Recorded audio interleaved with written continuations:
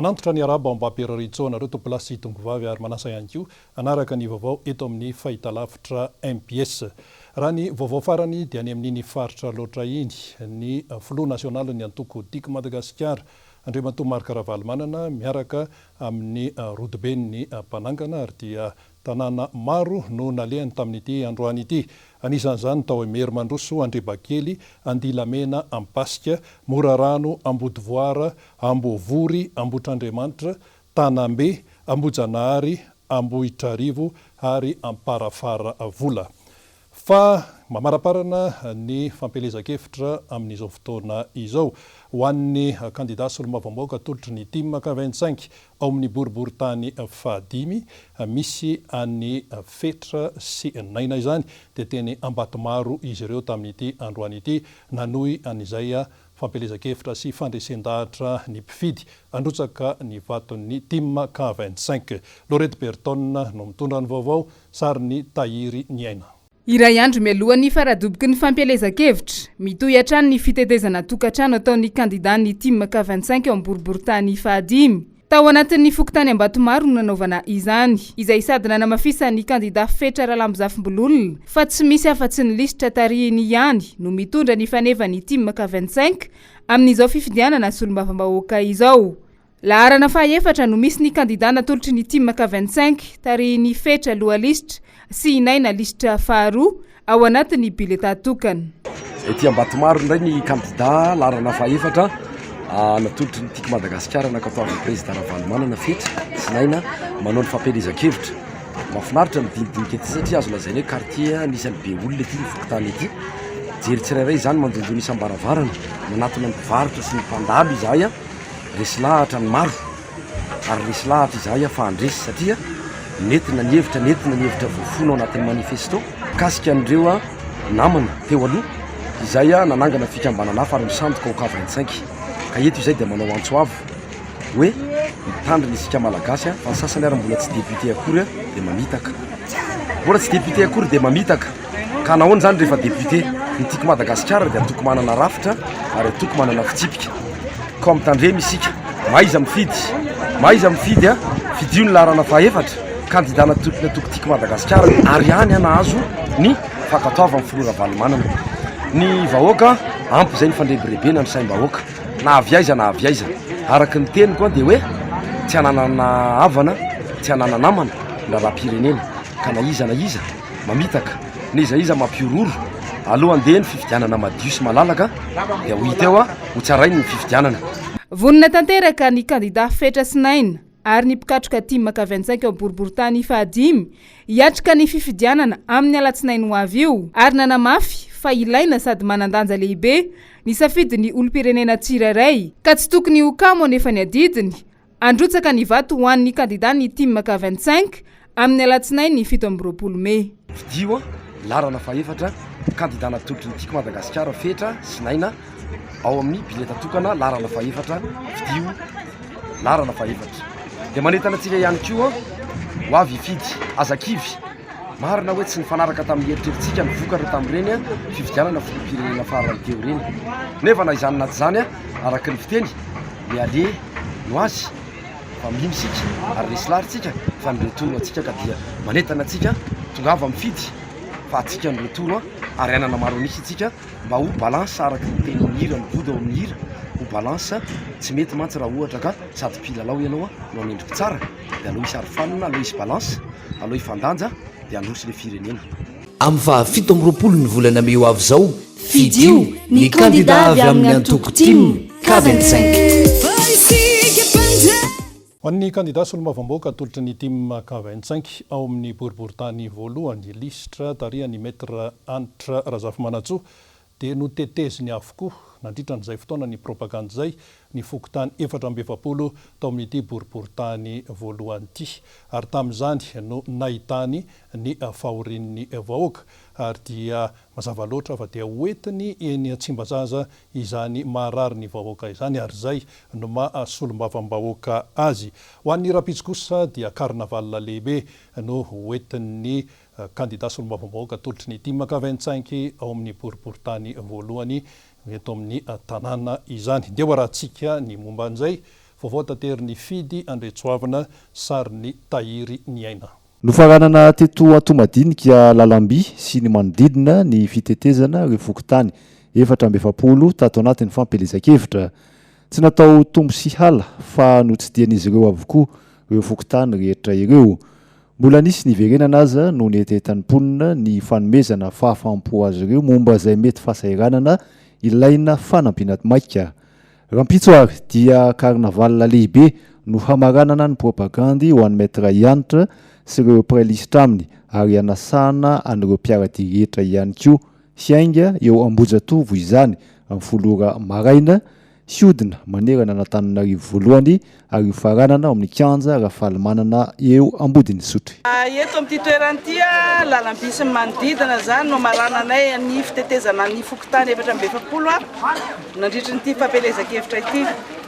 Tapitra ny fotoana ny fitetezana an'ireo fokontany 420 ireo miatrika ny faradobitra isika raha amin'ny sabotsy zao.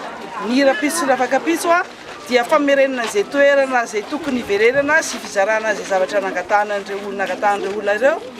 Fafanentanana kosa ho an'ny faradoboka amin'ny sabotsy zao antsoina daholo ny poniny boribory voalohany izay maniry hiaraka amin'ny maître Yantra sy ireo ekipa rehetra. Ireo rehetra mpanohana ny maître Yantra larana voalohany eto boribory voalohany nanao karnaval lehibe tsika miala eo amin'ny jardin eo Ambojatovo. Manomboka amin'ny 10 ora maraina dia hitety ny faritra rehetra eto Ambodiboritany voalohany isika rehetra hiaraka entony moto entony fiarakodia feno afisy asivo décoration tsara ary ny famarana antsika anazy dia ao amin'ny kianja Rafalimanana Ambodiny Sotry ao tsika rehetra no hiaraka mifanetana ary misy koa ny animation isan-karazany izay ataontsika ao tongava maro daholo ary miomana zany fa raha amin'ny sabotsy zao tsika nanao faradoboka boribory voaloha larana voaloha maître Yantra pasteur Roger ary ny mpifidy larana voaloha koa ho voaloha amin'ny tindray mitoraka aty satria izay matoky fa voalohany boribory numéro amin'ny fahafito amby 20 ny volana May ho avy zao fidio ny kandida avy amin'ny antoko tim K25. Ao an'ny kandida solombavamboaka toditra ny tim K25 ao amin'ny boriboritany fahatelo kosa lisitra tarian'ny feno arahany bodo dia mazava ny azy ireo. Dia tsinona akory zany fa rehefa tonga eny Tsimbazaza dia ny lalàna izay mamaly ny etaetam-bahoaka no ataon'izy ireo rehefa tonga eny amin'izany androm-panjakana izany. Fa ankoatran'izay ihany koa dia zava-dehibe ho an'ny reto kandida solombavamboaka toditra ny tim K25 ao amin'ny boriboritany fahatelo ireto ahitana ny feno sy body zany ny momba ny tontolon'ny zaza. Ny resaka fanabeazana hoe fanabeazana takininina no sahaza ny zaza amin'ny malagasy ary dia toy izao indrindra ny vaovao momba an'izany hoentin'ny Germain Nomenjanahary sariny Erzo Rajaonarivony. Ny fanaovana lalàna izay mamaly ny etaetam-bahoaka indrindra fa ny resaka sosialy no isan'ny maika voalohany. Io no nambaran'ny kandida Razafindrazaka Bodoarso izay lisitra faharoa atolotry ny tim K25 ao amin'ny boriboritany fahatelo. Isan'ny olana goavana eto amin'ny firenena izany ary tsapa ihany koa nandritra ny fidinana ifotony manerana ireo fokontany mandrafitra ny boriboritany izay natao raha ny nambaran'izy ireo. Targetra ny isa iteny ary tsy ho matikena maso amin'ny fanitsiana ny tsy mety, tsy atahotra ihany koa ny ilazany marina sy ny rariny. Anorina firenena vanina, anorina ihany koa anteny miera manana endrika vaovao, izay anteny miera tsy voavidim-bola, tena endriky ny vahoaka satria mahatateraka ny filan'ny vahoaka na eno ny vahoaka ary teny ho an'ny vahoaka, anangatanana ho an'ny vahoaka ary tsy anangatanana ho an'ny vahoaka raha ilainy zany satria ho an'ny vahoaka aloha. Ny tobidalana dia izay mifanandrify indrindra sy akaiky amin'ny fiainan'ny vahoaka. Anisany amin'izany ny olana izay misongadina indrindra amin'izao dia ny resaka tobidrano, ny resaka traboina isaky ny fahavaratra. Mila fanavozana satria mety tsy mifanaraka intsony angamba amin'ny lalàna izay misy ny feny fanazariana ny isan'ny mponina izay efa mitombo isa tsy mizahatra amin'izao fotoana izao. Ao ihany koa ireo ny fijerenany reny sy ny zaza izay ho ahy manokana dia matoinahy ary efa niainako nandritra fotoana ela efa niarahako navy tamin'ny UNICEF nandritra ny 9 taona ka fantatro loatra ny maharary anireo reny zaza ireo. Madagasikara dia mila ola mianatra, mila taranaka vaovao mianatra. Zavatra miseho nefa kehitriny dia ny taranaka ny malagasy sarotra voatafiditra any ampianarana.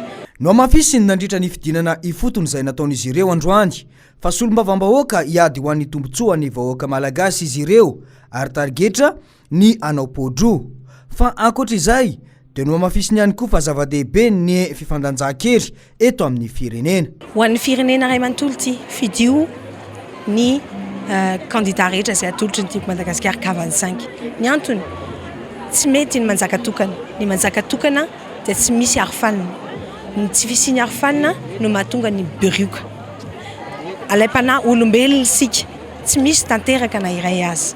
Fa mila arofanina na izaho na ianao na niza dia mila arofanina mba ahafahan'ny firenena mandeha amin'ny lalana mahitsy. Ilaina ny fifandanjahan-kery, tsy fifanoherana akory izany fa hevitra tsy mitovy. Tsy fifanoherana na ovinavina, arena ny tsy fitovizan-kevitra. Fa eo isika no maneho indrindra ny fiarahantsika mientana na ny eo amin'ny fitondrana na tsy eo amin'ny fitondrana fa aty amin'ny anteny miara-pirenena anao tsika maronisa ho an'ny team K25 mba ahafahantsika manatanteraka miaraka amin'ny mpitondra fanjakana ny vina rehetra mampandroso ny firenena ary miantraika any amin'ny vahoaka. Eny amin'ny tokotany malalaky ny Magrobeoririka moa ny fotoanan'izy ireo rahampitso amaranana amin'ny fomba ofisialy ny fampelezan-kevitra raha ny fanazavana. Ankoatr'izay dia isy ihany koa ny kabary atao mba hanamafisana ny targetra ny candidat roa izay atolotry ny team K25 amin'ny vahoaka ao anatin'ny boriboritany fahatelo. Amin'ny fahafito amby roapolo ny volana May avy izao fidio ny candidat avy amin'ny antoko team K25. Fa izany antsona hoe mamirabe riny zany dia tsy vaovao ary tsy zoviana amin'ny ponina eny amin'ny distrika ny Ambohidratrimo. Izany lehilahy izany raha teo dia candidat solombavamboaka atolotry ny team K25 ao amin'ity distrika ny Ambohidratrimo ity. Tsy misy ny elanelana eo aminy sy ny vahoaka eny an-toerana ary natonga ny ambara hoe tsy fisiany elanelana ka nireo vahoaka eny amin'ny distrika ny Ambohidratrimo dia nilaza fa Mamirabe Nirina no afaka mitondra ny etaetany eny amin'ny lapan'ny Tsimbazaza. Fidy Andretsoavana no mitondra ny vaovao sariny Tahiry Niaina. Matanjaka ny antoko tiako Madagasikara ary tena mbola atokisan'ny vahoaka ary mbola metraka izany sy anohy ny asa efa natomboka no tanjo ny candidat Tariany Mamy Rabenirina sy William Razafindratsira. Anatin'izao fampelezan-kevitra zao dia fitetezana vohitra no nentin'ireto candidat tiako Madagasikara ireto nanazava ny andraikitry ny solombavambahoaka sy ny lany vahoaka azy. Solombavambahoaka zay miasa ho an'ny vahoaka mitondra ny fenimponina ary miaino ny etaeta ny fokon'olona ary mama ny olana sy mitondra vahaolana ihany koa amin'ny alalan'ny fametrahana lalàna. Na zany koa aza dia manampy sy manao zay asa mety ho vita na mitady mpiara-miombonatoka amin'ny fampandrosoana eny amin'ny faritra zay ahalanina izany. Natomboka teny tapo tanàna nanosiala, Manakasina, Ambohipionana, Anjomakely, Antsafilo ary dia tonga hatrany amin'ireny toerana sarodalana lavitra andrina reny ny fitetezam-paritra natao tamin'ity fotoana ity. Tanjosika ireo olona dia tsotra fotsiny Madagasikara mijanona ho amin'ny malagasy Ambohidratrimo ho atsika, Ambohipionana ho atsika ary olovainy reto taranaka reto. Fa anisan'ny voalaza ao anatin'ny gazety iny ihany koa mikasika ny fitandrona fahadiam-pahalemana. 10 taona lasa farany izany hoe nanomboka tany amin'ny taona 5 sy 4 arivo dia lasa zary fiainana andavanandro ny ponina aty anivon'ny distrika ny Ambohidratrimo izany aya midalo zany, izany fitsoahana midalo zany. Ary raha niaona teto amin'ity toerana ity tsika tamin'ny faraparan-taona iny dia niresaka hoe aty amintsika dia efa lasa mitsoaka tanàna ny akamaroan'ny ponina satria matahotra ny akaradalo ary mbola misy zany ilay izy hatramin'izao. Nangataka tamin'ny mpibaiko ny mpitandro filaminana izay tamin'ny tompona andraikitra ny fitandrona filaminana ny mba hanovana ny masivana ny amin'ny fametrahana tombon'ny mpitandro filaminana aty amin'ny faritra ambanivohitra. ataka poste avancé Antsahafilo dia tsy azo natao zany taloha satria hoe mifanakaiky 5 kilometatra eo raha lavitra indrindra na mihoatra kely mifanakaiky dia tsy azo asiana poste avancé anankiroa.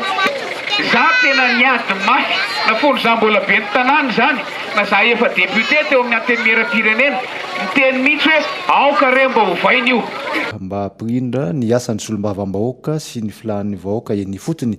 Tao anatin'izao fitetezana zao dia nisy ny filazana ny asa efa vita sy ny mbola hotoizana araka ny fandarana saina antoko-tiako Madagasikara ao anatin'ny manifesto miampy izay filan'ny vahoaka isa-paritra. Ireto candidat tiako Madagasikara ka 25 reto moa dia efa nandalo fiofanana mba hanaja ny rafitry ny antoko sy ny fotom-pisainana hanaja vahoaka sy hankatoa ny safidy mahoaka ka tsy hintsony ny solombavam-bahoaka miova loko izany fa mba tena fomendrika ny andraikitra sy hanaja reo mpifidy azy.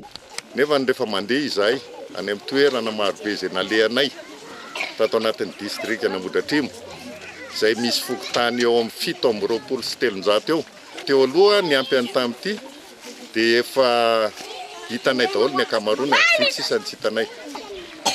Ny Antoko-Tima dia tena mbola matanjaka atao amin'ny district Ambohidratrimo ary izay dia manana finoana ary rehefa manana finoana izay dia manana fanantenana fa tsy maintsy mandeha izay ato anatin'ny district Ambohidratrimo.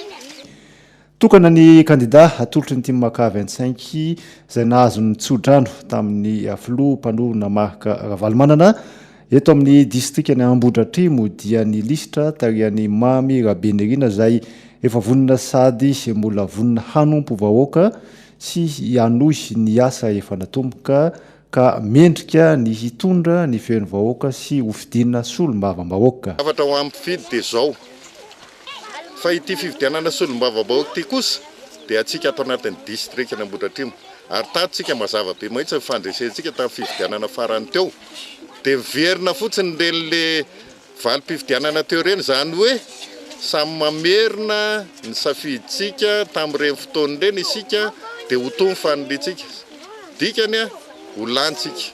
Zay zany ny fanentanana taonay tongava mifidy amin'ny 720 Mey ary indrindra rehefa vita amin'ny fividianana dia samy anara-maso daholo isika eo amin'ny fanisambato ary mifanaterana ny PV any amin'ny QG izay efa fantatsika fa eo alakamisy fa ny QG atsika dia vo foana mandritry ny alina amin'io 720 Mey io. Raha misy zavatra manahirana moa eny antsefatsefany eny efa fantatrareo ny numéro anay afaka miantso anay mivatana nareo. Carnaval lehibe no hamaranana ny poapagandy raha mpitso asabotsy iteto ireo faritra ato anatin'ny district na Ambohidratrimo fanamafisana ny fanentanana ary fanamafisan'olona ihany koa ny fifandraisana amin'ny vahoaka sy izany candidat atolotry ny tiako i Madagasikara izany. Amin'ny 17 ny volana Mey avy izao fidio ny candidat avy amin'ny Antoko-Tima K25.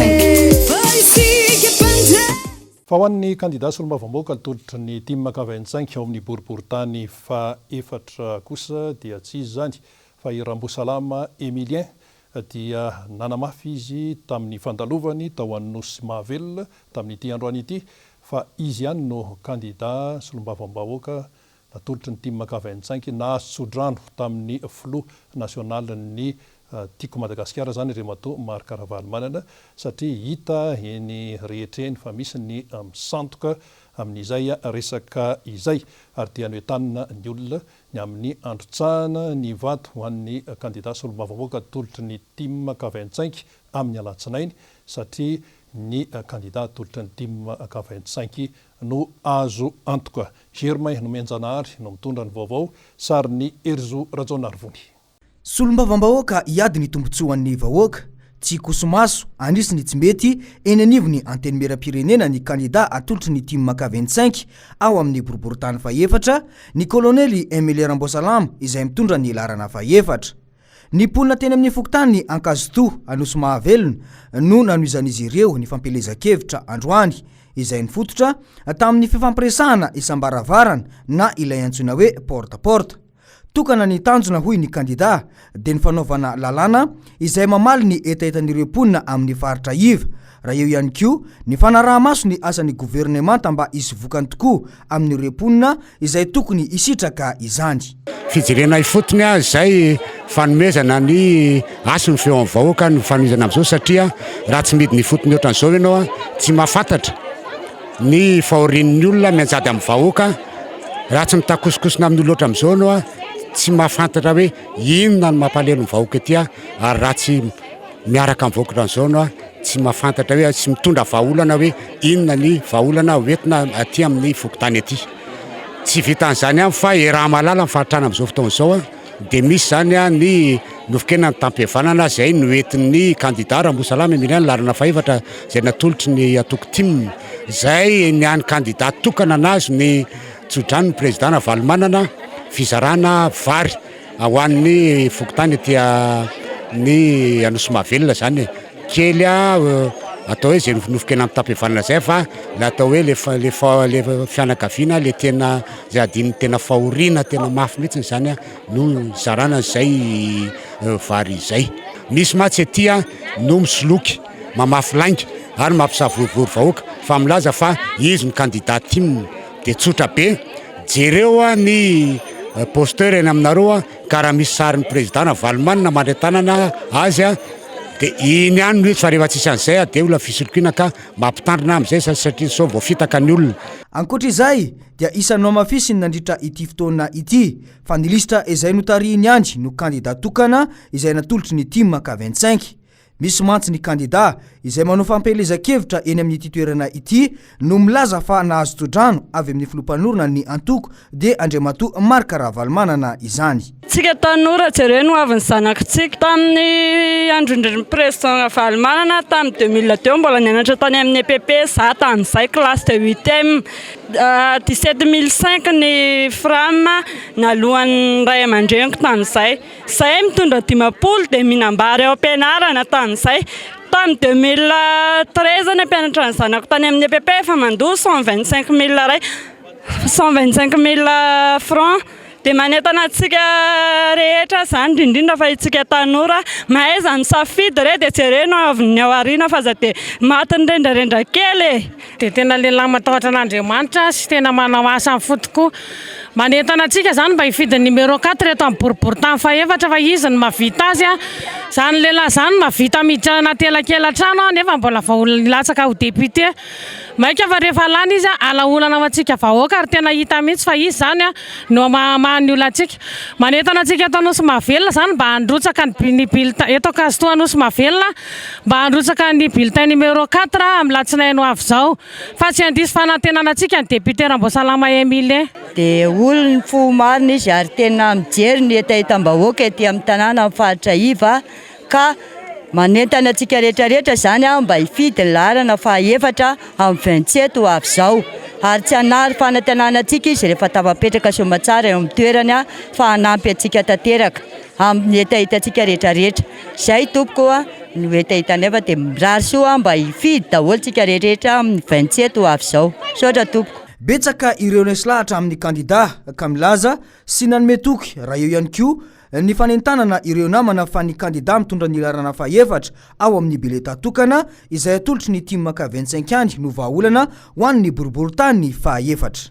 Amin'ny fahafito amby roapolo ny volana May ho avy zao fidio ny kandida avy amin'ny antoko tim ka 25. Eo amin'ny vavaony fampandrosoana ny tanàna Antananarivo dia lakan-drano sy tatatra mirefatra any amin'ny 70 metatra no diovina androany tao amin'ny boriboritany Fahefatra tao.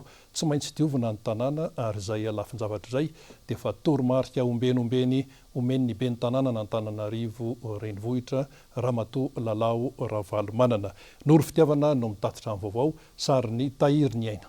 Ny farimbona nanao fanadiovana faobe ireo tatatra sy lakan-drano ny boriboritany enina mandrafitra ny tanàna n'Antananarivo raha ny Androany Zoma fa 4 dia anjarany teo anivon'ny boriboritany faefatra no nanao ny asa fanadiovana ka ny fisokirana sy ny fanadiovana ny tatatra sy ny lakan-drano mirefy 70 metatra ao amin'ny fokontany roa samihafa dia ny fokontany Mandrango Bato faharoa sy Anosizato Atsinanana voalohany no nanaovana ny asa. Izany moa dia nitanterahana araka ny lamina napetraky ny eo anivon'ny commune Antananarivo renivohitra. Mizara roa le asa, zao asa ataontsika voalohany zao aloha dia fanadiovana tatadrano. Dia ny asa faharoa fanamboarana ny lalakely ho ataontsika rarivato zany ity lalana ity satria be mpampiasa mba ahafahan'ny olona mivezivezy zany amina sisiny fahadiovana ihany koa zany amin'ny toerana ohatr'izao zany. Misy ihany koa ny fampianarana ny olona zany, fanovana toe-tsaina mihitsy zany. Satria rehefa mipetraka amin'ny toerana madio ny olona dia miova koa zany ny toe-tsaina manaraka an'izay dia ho amboarintsika zany ny toerana mba hoe toerana madio azo nenana sy mahafinaritra zany miezaka koa natao boriboritany faefatra zany manao an'izay tetika asa zay zany iova endrika zany ny toerana amin'ity Mandrango Bato 2 sy ny Anosizato Atsinanana voalohany ity afaka fotoana fohy. Olona misy 20 avy amin'ny commune Fohibe sy ny boriboritany no ny farimbona tamin'ny fanadiovana. Ny tanjona tamin'izany dia ny fitsonjovana ireo mponina manodidina ary koa ny mba ho fisorohana ny tsy paritan'ireo fako sy ny loto manamorona ny trano fonenan'ireo mponina eny an-toerana. Aorian'ity fanadiovana ity dia isy koa ny fanamboaran-dalana manamorona izany izay tena anisany hitarainan'ny mponina mampiasa ny lalana. Araka ny efa voalamina dia ho avy tsy ho ela ihany koa ny any amin'ny boriboritany hafa dia ny eny amin'ny faharoa sy ny fahadimy izany.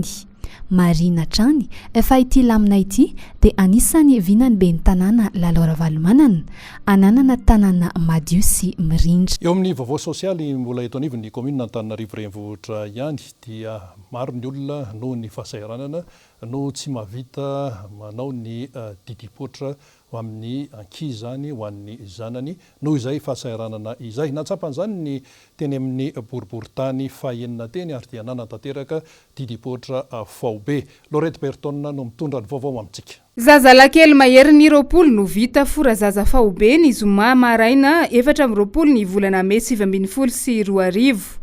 Etsika izay nokarakarainy ny commune Antananarivo renivohitra ho an'ny vahoaka amin'ny boriboritany fahaenina. Iray amin'ireo asa sosialy ataon'ny commune Ambohimanarina ao amin'ny boriboritany fahaenina izao araka ny targetra ny ben'ny tanàna Antananarivo renivohitra amin'ilay ezaka 30 andro. Etsika maromaro ny tanterahana eto amin'ny boriboritany fahaenina araka ny toromarika ny ramatoa ben'ny tanàna dia niatraika manokana tamin'ny sosialy mponina ny asa natao tety. Ny voalohany tamin'izany dia ny fanaovana ilay fizahana maso faobe natao tamin'ny mpiasa sy ny ankonany na ny fianakaviany zany ary ny mpiasan'ny fokontany ireo komity fokontany reny miaraka amin'ny ankonany efa vita izy io tamin'ny latsinainy lasa teo. Ankoatr'izay dia nisy koa ny didipoitra faobe izay notanterahana androany maraina tamin'ny fitoro maraina nanomboka zany ary dia soron'Andriamanitra fa vita somatsara zany didipoitra faobe zany. Fa ny tena zava-dehibe izay no marina manokana dia izay hotanterahana amin'ny Zoma ho avy zao raika amin'ny 30 May dia ny fanatanterahana ny soratra faobe zany ho an'ireo olona sahirana na ireo totsika hoe mety tsy hanana fahefanany amin'izany. Misy couple 10 izy ireo amin'izao fotoana izao nefa soratra anarana hotanterahana eto amin'ny boriboritany zany fisoratana faobe zany dia isorana manokana raha maramato ben'ny tanàna tamin'ny fanomezan-tanana. Naneho fankasitrahana manoloana izao etsika sosialy ataon'ny commune izao ny ray aman-drenin'ireo zaza izay vita fora androany. Tsy ivona fa nisy ny fizarana kilalao ho an'ireto ankizy izay nahazo ny fahasoavana na ny fora zaza ireto. Sotra mikarakara rehetrarehetra fa tena mahafinaritra tokoa ny zavatra ohatran'izao. Sotra mibery tanàna fampitahin'Andriamanitra daholo ngetika menakavy eto. Zany dia misaotra amin'ity didipoitra faobe ity mandramatoa ben'ny tanàna sy ny eto amin'ny boriboritany fahaenina fa dia mafaly anay vahoaka no fitsonjovana anay ety.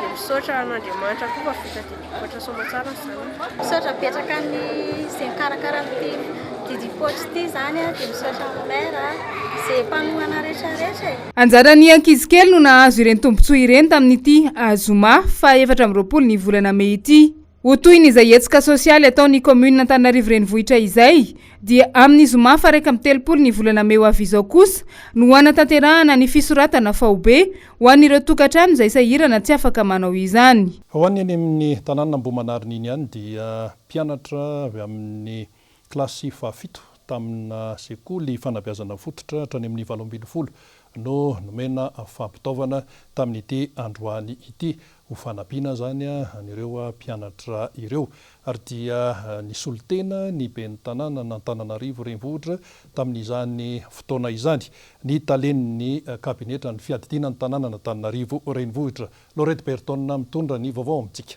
EPP na sekoly fanabeazana fototra miisa 20 ao anatin'ny commune Ambohimanarina no notolorana kit scolaire izay mandidina ny 4,000 eo ny isan'izy ireo. Natolotra tamin'ny fomba ofisialy izany teo ambany fiahin'ny tale kabinetra ny commune ny solitena ny ben'ny tanàna n'Antananarivo renivohitra Ramatoa Laura Valomanana. Zava-dehibe izy satria mahasahana misy ny ankizy rehetra izay mameno an'ireo EPP 20 ireo ato anatin'ity 6e arrondissement ity. Dia fantatra zany fa misy ny fitiavana sy ny fankasitrahana ny fiarah-miasa. Ny tenanay moa dia misolitena ny Ramatoa lehibe ny tanànan'ny Antananarivo renivohitra zay tonga eto amin'ny anarany ny tenanay talehan'ny kabinetra ny commune sy ny talehan'ny travaux publics eto amin'ny commune urbaine ny Antananarivo. Zay tonga koa nasaina hanome voninahitra an'ity lanonan'ity ary ihany koa misolitena ny Madame le maire. Ny tiana olona zay na dia ny afatry Madame le maire mahakasika ny fitaizana sy fikolokoloana ny taranaka malagasy amin'izao alalan'ny fanomezana sy fiarah-miasa amin'ny partenaire privé izao izay ao anatin'ny filamatra ny hoe fiarah-miasa amin'ny fanjakana sy ny tsy miankina. Ka dia tanteraka izao zavatra ary mahafaly sy mahavelom-bolana satria raha toy izao foana ny fanoany ataony rehetrarehetra dia hita fa ho maivana sy handeha ny fanabeazana eto amintsika eto Madagasikara. Azo tombony manokana amin'izao ny mpianatra ao amin'ireo EPP miisa 20 ireo izay hiatrika ny fanadinana CEPE amin'ity taona ity. Efa misy ny fandaminana manokana izarana ireto fitaovam-pianarana ireto araka ny nambara ny solitena ny talentsekuly ao an-toerana. Fourniture scolaire rehetrarehetra ireo dia omena ny mpianatra amin'izao fanatanterahana ny fanampinora hanatsarana kalitao-pampianaran'ny kajy. Dia ny mpianatra zany no misitraka voalohany an'izy io, ny kahie, ny solaitra, ny stylo, fa ny lakre kosa dia ny mpampianatra no entina ampianarana le mpianatra zany ny lakre. Dia ireo fitaovana rehetrarehetra zany dia ny mpampianatra no isitraka azy sy ny indrindraindrindra ny mpianatra. Ireo fitaovana izay natolotra androandreo dia omena avy hatrany an'ireo ankizy izay miatrika ny ora fanampiny. Ny ministera ny fanabeazam-pirenena zao dia miezaka ny hanatsara ny kalitao fampianarana indrindra eo amin'ny kajy. Dia izy ireo zany dia ho atolotra ho zaraina ao amin'ireo ankizy izay hita fa reratreraka eo amin'ny taranjakajy dia asiana fanampinora ho azy dia ireo ny fitaovana entiny anatanteraka izany. Velom-bolo ny ray aman-dren'ny mpianatra amin'izao hetsika sosialy fitsinjovana manokana ny ankizy mpianatra ao anatin'ny faritra Ambohimanarina izao ary naneo ny fankasitrahany. Izahay ry solitena ray aman-dreny dia mankasitraka lehibe ary misaotra ny Ramatoa ben'ny tanàna na Antananarivo renivohitra Ramatoa Laura Valomanana. Izay dia mankasitra ihany koa ny boriboritany fahenina ny sala tamin'ny fitadiavana mpanampy fampanoana amin'izao fanatsarana ny kalitao mpampianarana ety fotony izao. Raha tsy ahivina dia kahie miisa 4 eo miaraka amin'ny stylo mena, manga, maitso mitovy isa amin'ny kahie ary miampy ny solaitra sy ny goma ary ny tsaoka no natolotry ny orinasa Floréal tamin'izany. Fiaraha-miasa tamin'ny commune Antananarivo renivohitra tarihan'ny bentanàna Ramatola Laura Valmanana sy ny boriboritany fahaenina ary ny orinasa Floréal. Ho fanampiana sy ho fanomezana riska anireto zaza izay hiatrika ny fanadinana CEPE ireto. Fa iverenantsika kely ny eo amin'ny resaka fifidianana momba ny fampelezakevitra izay efa ifarana mo izay fampelezakevitra izay. Ny fiarahamonim-pirenena teo anivon'ny KMF Knoe rehefa nijery ny teny rehetra teny dia nahita sy nahatsapa fa maro ny olom-panjakana no nanao fampelezakevitra kanefa dia efa tenenina foana fa tsy afaka manao an'izany fampelezakevitra zany ny olom-panjakana mba ho fitandrona ny tsy fitongolanana io ilay antsoina hoe neutralité. Milaza ny heviny ary ny KMF Knoe vaovao taterin'ny Germain Nomenjanahary sary ny Erzo Rajaonarivony. Fandikandalana tanteraka ny fisian'ireo olom-panjakana izay manao fampelezakevitra hoy ny komity mpanaramaso sy ny fifidianana fanabeazana olom-pirenena na ny KMF Knoe. Nahazo vana tanteraka mantsy izany tamin'izao fampelezakevitry ny solombavam-bahoaka izao. Mazava ny nambarany mahakasika ny fisehoan'ny filoham-pirenena miaraka amin'ny kandida IRD izay tsy niteto Antananarivo ihany no nanaovana izany fihetsika izay fa hatrany amin'ny faritra. Zo ny filoham-pirenena ny manao fidinana ifotony hoy izy ireo fa ny fahitana ireo kandida IRD mijoro miaraka amin'ny kosa dia fandikandalana tanteraka satria fitanalana sahady no sady voarara ny lalàna amin'ny andininy fa 770 ao anatin'ny lalam-panondrenana.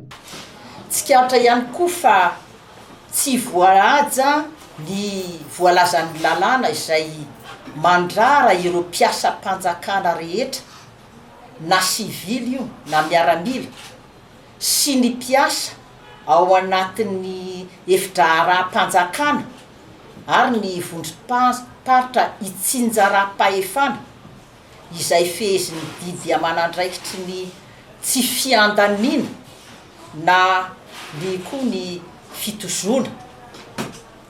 Mariana fa ny antony nametrahana ny lalàna mamaritra ny tsy tokony andaniny mpiasa-panjakana dia ny mba hialana amin'ny fitadiavana tombontsoa manokana.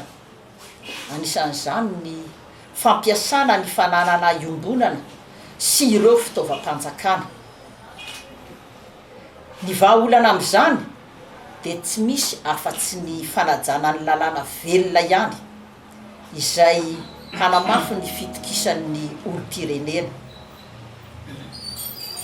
Ny zotram-pilaminana ihany any amin'ny ankapobeny ny zotram-pifidianana dia nisy aza ireo endrika tsy fanarahan-dalàna maro. Ankehitriny sika dia iroso amin'ny androm-pifidianana ka anatanteraka ny fandatsaham-bato ho an'ny fifidianana solombavam-bahoaka amin'ny alatsinainy fa 7 ny volana May 2020 sy 2020.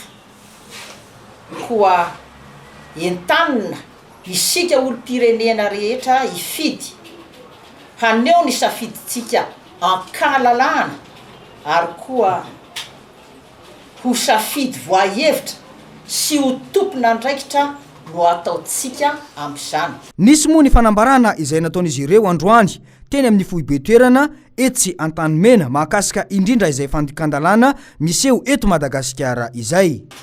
Neutralité de l'administration publique et impartialité des services publics.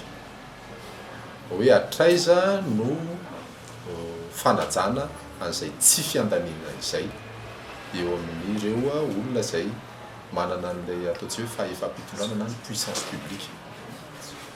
Hatraiza ny fanajana an'izay tsy fiandanina izay eo amin'ireo olona nametraha-pitokisana mba hitantana ny fananana iombonana sy nampindramina fahefana mba hanasoavana ny fananana iombonana.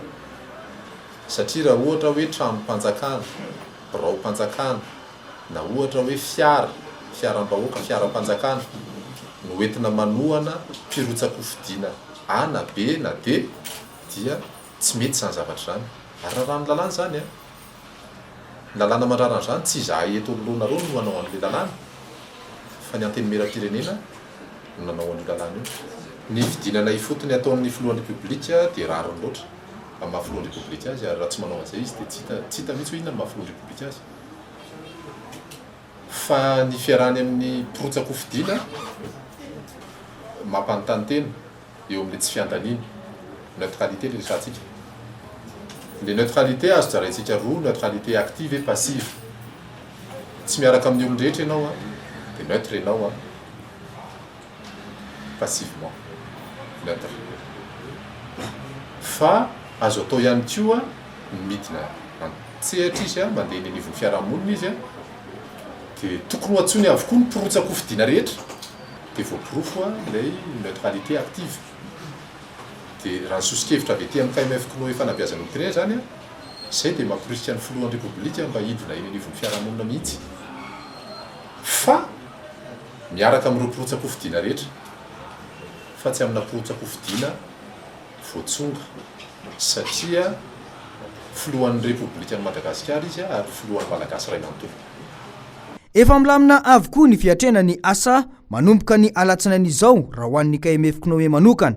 Tsy miova ny tarigetra dia ny ho fifidianana madio sy mangarahara ary ekendrehetra no iseto Madagasikara amin'izao fifidianana osolombavambahoaka izao. Fa ho any amin'iny faritra tsy minosy iny koa sika amin'ity vaovao manaraka ity, fantatra zany zao fa commune hatrany amin'ny 770 no tena azo lazaina fa efa hiditra any anatin'ny resaka tsy fanjari-tsakafo amin'izao, zany hoe ny vahoaka ao anatin'ireo commune 770 ireo no ho tratran'izay, ary ny tena nisany anahirana dia ny ao amin'ny district any Ambohimbe sy ny ao amin'ny district ny Ampani. Manaraka kaiky anio toejavatra io ny fikamban'ny raisam-pirenena misahana ny reny sy ny zaza na ny UNICEF. Noro fitiavana no mitondra ny vaovao, sary ny Erzo Rajaonarivony. Nahazavana ny trangana tsy fanjari-tsakafo mahery vaika eto Madagasikara hatramin'ny nanomboan'ny taona 2012 raha ny tatitry ny fikambanana raisam-pirenena misahana andreny sy ny zaza na ny UNICEF. Zaza efatretsy, vehivavy enina sy efatretsy no tratry ny trangana tsy fanjari-tsakafo mahery vaika amin'izao izay hita any amin'ny distrika ny Betuky, Bekily, Ambovombe, Ampani. Ino tatitra navoaka ny UNICEF tao anatin'ny 3 volana voalohany, izany hoe nanomboka ny volana Janoary 2012. Etsy andaniny, mitotaly 420 ireo commune izay fantatra fa misedra olana goavana eo amin'ny resaka tsy fanjari-tsakafo fa indrindra ny tsy fampitsakafo. Commune 370 kosa no efa ao anatiny ameana tanteraka amin'izao any amin'ny faritra atsimon'ny nosy iny, raha toka commune 450 isa hafa efa araha-maso. Araka ny loharanom-baovao azo, vokatry ny tsify sy ny orana, ny fanimban'ny biby ny voly any an-toerana no tena antony mampahazo laka indray ny tsy fanjari-tsakafo ankoatry ny antony hafa. Potika avokoa ny enimpolo isanjato ny vokatra nandrasana atao amin'ny distrika maro ohatra Amboasary, Tsiombe, Taolagnaro, Betuky, Belo, Bekily, Ampani ary Ambovombe. Hatreto mbola voasokajy ao anatin'ireo distrika tena hiaram-pahavoazana ho an'ny 3 volana voalohany ireo distrika voalaza ireo raha ny nambarany BNGRC. Malona ny tranga mampalahelo ity nandrainy andraikiny ny teo anivon'ny UNICEF na ny fikambanana raisam-pirenena misahana ny reny sy ny zaza amin'ny fijerenany vahaolana ho amin'ny ady amin'ny tsy fanjari-tsakafo. Fanisany fitazana manana maizy azy ny eo anivon'ny tily sy ny mpanazava. Toy ny isa-taona dia misy ny antsoina hoe herinandro ny izany tily sy mpanazava izany, ka ho an'ny faritra Analamanga avoany dia hanomboka raha mpitso izy io. Lorette Berton no mitondra an'izay vaovao izay ho amintsika. Tafiditra ao anatin'ny fandahara-panabeazana isan-taona ny hetsika herinandro ho an'ny mpanazava sy tily. Tsaiky madinika sy tanora lahy sy vavy. 1 taona ka hatramin'ny 12 taona no beazina ao anatin'ny mpanazava sy tily izay vondrona skoto miankina amin'ny fiangonana 5 dia ny FJKM, ny FLM, ny METM, ny EEM ary ny FMTA. Ho tanterahana manomboka ny sabotsy fa 12 ny volana Mey izao ary tsy hifarana raha tsy amin'ny sabotsy voalohany ny volana Jona amin'ny ity taona 2020 sy 2020 ny etsika herinandro hoan'ny mpanazava stily eto amin'ny faritra Analamanga Fovoany. Fotoana iray izay hanamafisany skoto ny asa firotsahana sy ny asa soa izay efa fanaony andavanandro. Natao hanerana ny sainy rehetra ihany koa fa zava-dehibe ny fandraisana andraikitra eo amin'ny fiarahamonina ka miainga amin'ny ankizy sy ny tanora indrindra ny fametrahana an'izany. Iompana amin'ny fikajiana sy fiarovana ny tontolo iainana ny etsika amin'ny ity taona 2020 sy 2020 ity, ary ankizy mahery ny 500 avy amin'ny tily sy ny mpanazava faritra Analamanga Fovoany no andrasana amin'ny fanokafana izay atao amin'ny 15 ny volana May ho avy io. Iseho amin'ny endriny maro samihafa ny etsika mandritra io herinandro ny mpanazava sy ny tily io, ka dia be ho an'ny tontolo iainana no hanokafana izany ny maraina ny sabotsy manomboka amin'ny 7 ora maraina. Iainga amina toerana 5 miparitaka eto Antananarivo renivohitra ary hofaranana eny amin'ny FMTA Ambatonakanga izay anaovana ny lanonana fanokafana. Isy ny fanangonana ireo izay kely bafoy ho fanampiana ny hafa na akanjo izany na kiraro sy ny maro tsy voatanisa. Isy ihany koa ny fanentanana momba ny tokony hanajana sy hitandrovana ny tontolo iainana, indrindra amin'izao efa fiovaovany ny toetrandro misy eto Madagasikara izao ataon'ny mpanazava sy ny tily. Seho ara-javakanto no hamarana ny mpanazava sy tily ny etsika amin'ny sabotsy voalohany volana Jona ho avy io. Dia izay ihany koa no namaranana ny vaovao teto amin'ny fahitalavitra MBS misaotra antsika rehetra na aritra hatramin'ny farany veloma tompoko.